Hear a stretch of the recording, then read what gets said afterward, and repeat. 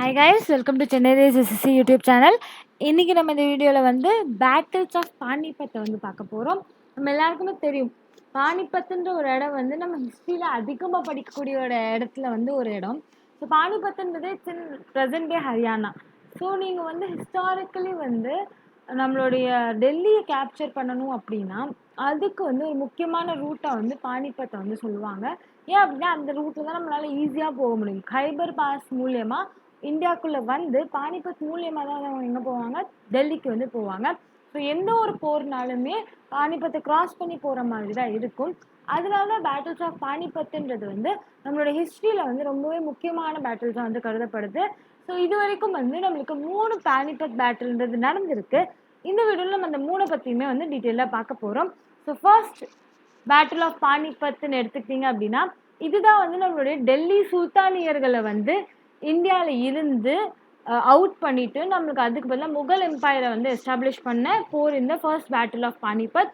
And இது பார்த்தீங்க அப்படின்னா எப்போ நடந்திருக்கு, 1526 நடந்திருக்கு.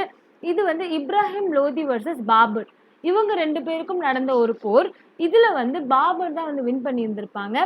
ஆனால் நீங்கள் வந்து நம்பர் ஆஃப் சோல்ஜர்ஸ்லேயும் நம்பர் ஆஃப் அதர் ஃபீச்சர்ஸ் எல்லாத்துலேயுமே பார்த்தாலுமே வந்து நம்ம இப்ராஹிம் லோதிக்கு தான் வந்து அதிகமான மிலிட்ரி அஃபிஷியல்ஸும் சோல்ஜர்ஸும் இருந்திருப்பாங்க.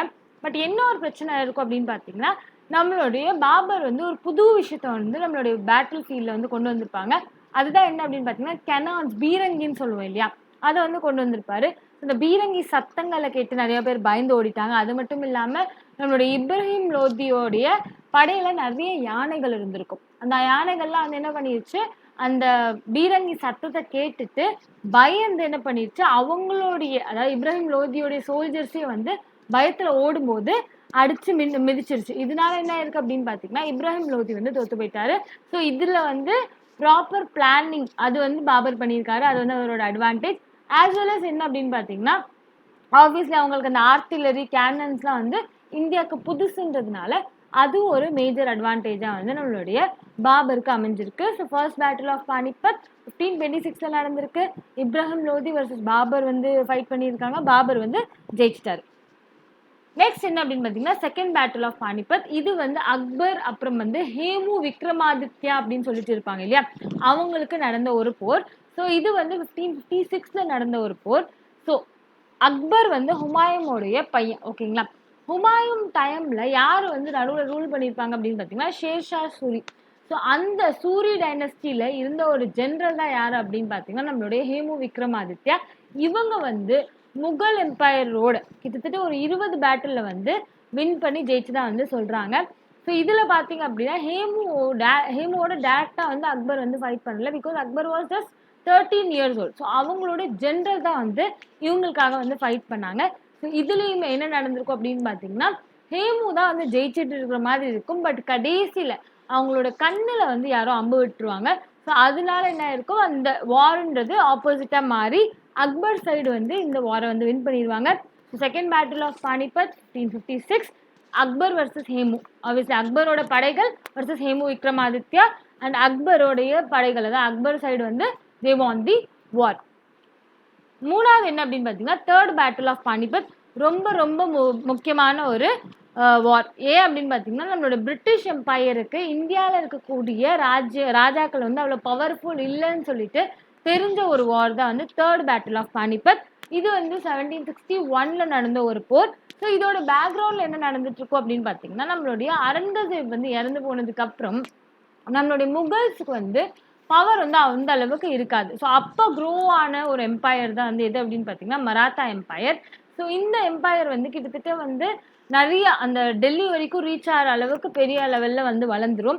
அப்படி வளர்றப்போ அவங்க என்ன பண்ணுறாங்க அப்படின்னா they are going to face a person known as Ahmad Shah Abdali. ஓகேவா, ஃபோட்டோவில் இருக்காங்க பார்த்தீங்களா, அஹமத் ஷா அப்தாலி அப்படின்னு சொல்லிட்டு சொல்லுவாங்க. ஸோ இவர் யார் அப்படின்னு பார்த்தீங்கன்னா Afghan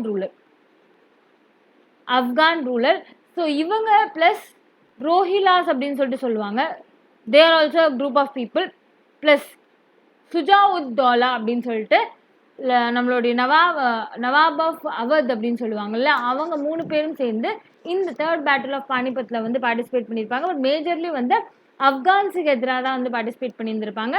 so so Marathas vs Afghans தான் வந்து நம்மளுக்கு எக்ஸாமில் கேட்கக்கூடியது. பட் ஆப்கான் சைட்லேருந்து டீல் பண்ணது யார்? அஹமத் ஷா அப்தாலின்ற ஒருத்தர். அதே மாதிரி வந்து இவங்களுக்கு ஹெல்ப் பண்ணது யார்? Nawab of Awadh, that is known as அவர் சுஜாவுத் தௌலா. ஓகேங்களா? ஸோ இவங்க எல்லாரும் சேர்ந்து தேர்ட் பேட்டில் ஆஃப் பானிபத்தில் பார்ட்டிசிபேட் பண்ணியிருந்திருப்பாங்க. இந்த சைடு இதில் வந்து ஆப்கான்ஸ் வந்து வாரை வின் பண்ணிடுவாங்க. அப்போதான் நம்மளுக்கு வந்து என்ன தெரிஞ்சிருக்கும் பிரிட்டிஷர்ஸ்க்கு? அப்போ பிரிட்டிஷர்ஸ் வேர் ஜஸ்ட் கமர்ஷியல் பாடி. ஓகேவா? அப்போ அவங்களுக்கு என்ன தெரிஞ்சிருக்கும்? இந்தியாவில் வந்து பெரிய லெவலில் இருக்கக்கூடிய எம்பையர்ஸ் எதுக்குமே வந்து பிளானிங்கோ ஸ்ட்ரக்சரைசேஷனோ இல்லை அப்படின்ற மாதிரி சொல்லியிருந்திருப்பாங்க. பட் எனிவேஸ் ஒரு பிக் ப்ளோ மராத்தாஸ்க்கு வந்து இந்தியாவில் நடந்துச்சு அப்படின்னா அது வந்து இந்த தேர்ட் பேட்டில் ஆஃப் பானிபத் மூலயமா தான் வந்து நடந்திருக்கும். வித் திஸ் நம்மளுடைய பேட்டில்ஸ் ஆஃப் பானிபத்ன்றது முடிஞ்சிருச்சு. Thank you so much guys. Next வீடியோவில் பார்க்கலாம்.